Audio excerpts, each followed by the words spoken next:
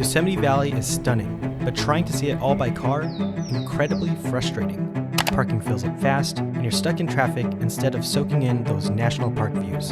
That's why biking is, hands down, the best way to explore the valley. You get the freedom to ride at your own pace, breathe in that fresh mountain air, and stop whenever and wherever you please. And don't worry, you don't need to be some expert cyclist. This is an easy, family-friendly ride that takes you to some of Yosemite's most iconic spots. In this guide, I'll show you exactly how to rent a bike, highlight 7 must-see sites along the way, and share my best tips for a smooth and unforgettable ride. So sit back and relax. This is your guide to biking in Yosemite Valley.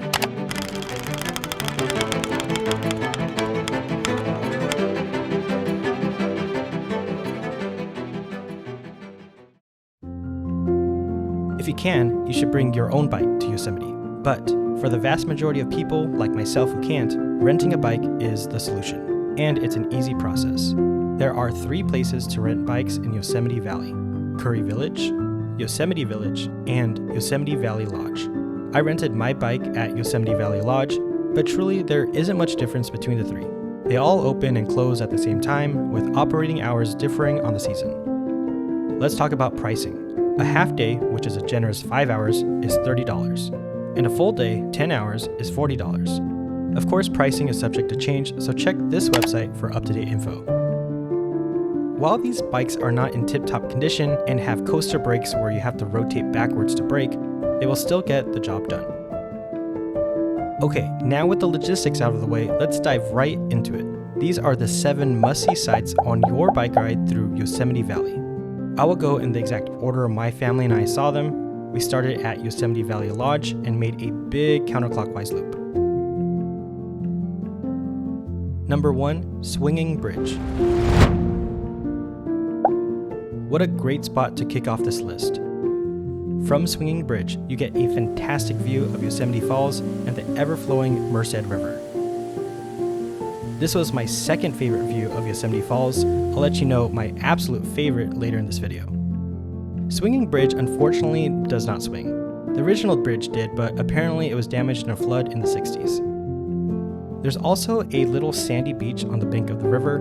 My cousins and I parked our bikes here, skipped some rocks, hung out, and enjoyed the view.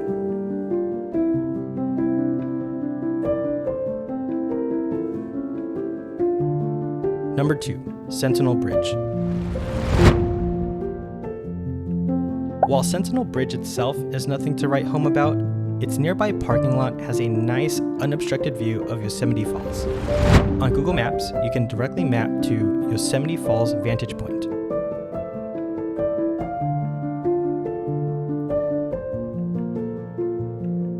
You can also take a short 1-mile bike ride around Cook's Meadow here. Now, I didn't do this, but if I had to do it all over again, I would definitely include this short bike ride around Cook's Meadow because I hear the views are amazing.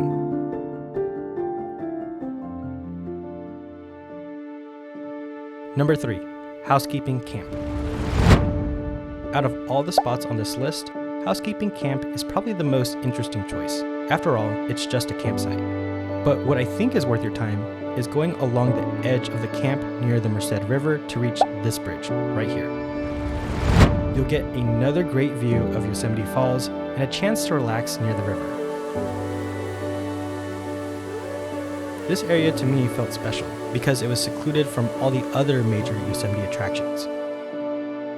More understated, but still naturally beautiful. Number 4, Stoneman Meadow Boardwalk. As you head east, you can appreciate an open view of North Dome on your left and Half Dome on your right. The Stoneman Meadow Boardwalk was one of my favorite spots. The path is a short 5-minute walk where you can appreciate the vastness of the valley. It was nice to be out in the open field after biking a lot through the trees.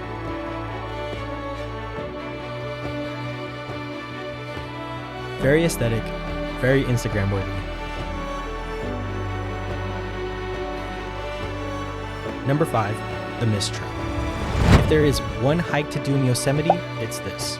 The Mist Trail is an epic adventure that will take you to raging waterfalls, with the chance to get misted by the falls, or in our case, completely and utterly drenched. And conveniently, as you can see here, you can park your bikes right at the trailhead. Realistically speaking though, you may want to consider hiking the mist trail on a separate day because it's a full day hike if you do the entire thing. That's what my family did at least. But if you're short on time and have to bang everything out in one day, then this is an option. If interested, I have a complete video that will walk you through everything you need to know about the mist trail. It's my favorite video I've made so far. You can check it out in the corner above or description below.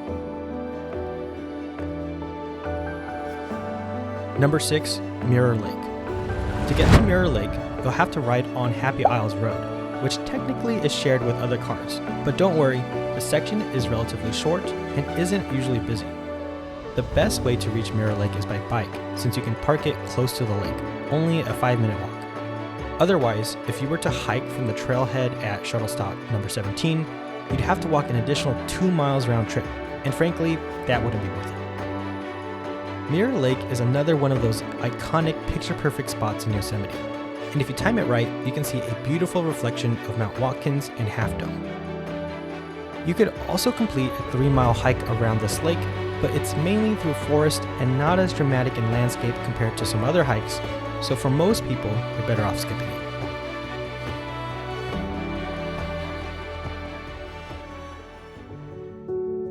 Number 7, Lower Yosemite Falls. The final stop is perhaps the best stop. Lower Yosemite Falls is the biggest bang for your buck hike you could do in Yosemite. The hike was super close to the bike rental, so we actually dropped off our bikes first and then headed to the hike. At 1.2 miles and little to no elevation gain, but with breathtaking views, this is a family-friendly hike that you cannot miss. If you don't know, Yosemite Falls is the tallest waterfall in America. You can feel its grandeur immediately as you walk towards it.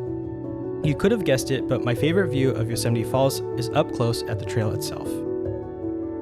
I actually already reviewed this hike. You can find it in my Yosemite in 3 days itinerary that will link in the corner above and description below. So that was 7 sights you'll want to see on your bike ride. Now let me share 6 of my best tips as you prepare for your biking trip. Tip number 1, rent your bikes early.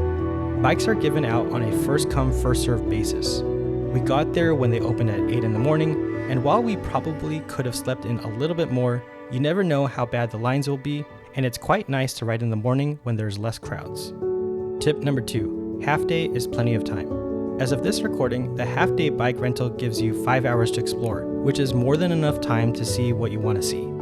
We had our bikes for just 4 hours, moving at a relaxed pace and still covered plenty of ground. While Yosemite Valley boasts 12 miles of scenic bike paths, you won't need to pedal every inch.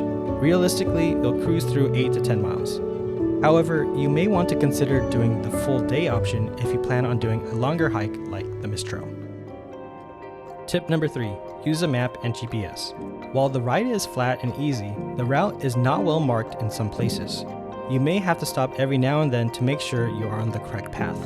While the rental shop will give you a physical map, I also recommend downloading a digital one via Google Maps. The signal in the park is lacking, so make sure to download the map before arriving. Which leads me to the next point. Tip number 4, bring walkie-talkies. If you're traveling in a big group, walkie-talkies can be a lifesaver. Since the trail is not straightforward at parts, you can easily get lost and large groups can get easily separated.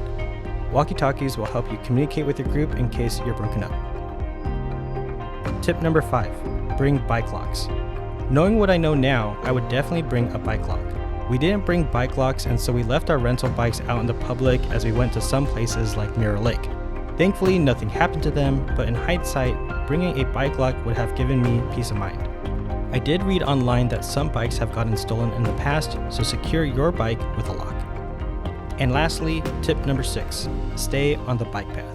Bikes are not allowed on the main roads like North and South Side Drive, nor do you really want to be on that road anyways. It's narrow, drivers are distracted looking left and right at views or where to park, so it's an unsafe place to be. Because of that, you won't have access to some places like El Capitan and Bridalveil Falls. You'll have to take your car to see those spots.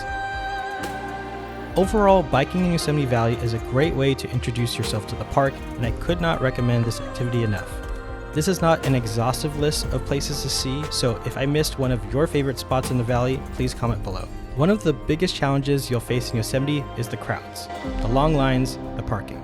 After going to Yosemite on one of the busiest weekends of the year, I have a lot to say about the subject. I made a video addressing this by sharing 9 tips on how to make the most of your trip to Yosemite, basically a how to survive Yosemite video. You can check that out here. As always, happy travel planning and see you in the next adventure.